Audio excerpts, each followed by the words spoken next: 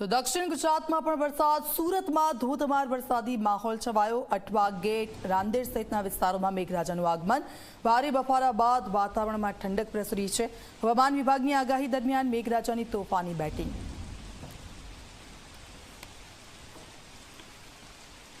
સુરત સહિત દક્ષિણ ગુજરાતમાં ભારે વરસાદની આગાહી આપવામાં આવી છે. ત્યારે સુરત શહેરમાં બપોર બાદ ધોધમાર વરસાદ જોવા મળી રહ્યો છે. સુરતના Athwa Gate, City Light, Rander, Adajan સહિતના વિસ્તારોમાં ધોધમાર વરસાદ વરસી રહ્યો છે. સીધા દ્રશ્યો આપ જોઈ શકો છો. સુરતના અઠવા ગેટ વિસ્તારના સીધા દ્રશ્યો છે, જ્યાં જે રીતે ધોધમાર વરસાદ વરસી રહ્યો છે, જેને કારણે જે નોકરિયાત વર્ગ છે, જે વિદ્યાર્થીઓ છે, તેને ભારે હાલાકીનો સામનો કરવો પડી રહ્યો છે.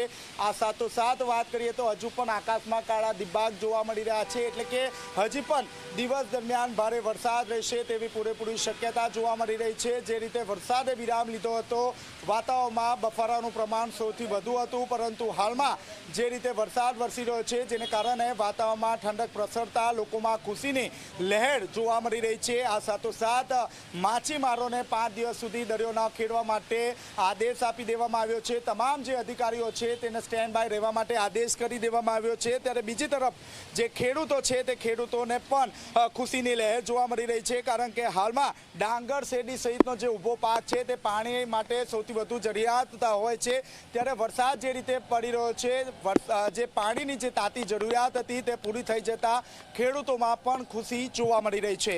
કેમેરામેન પ્રશાંત ધીવરે સાથે ચેતન પટેલ, ઝી મીડિયા, સુરત.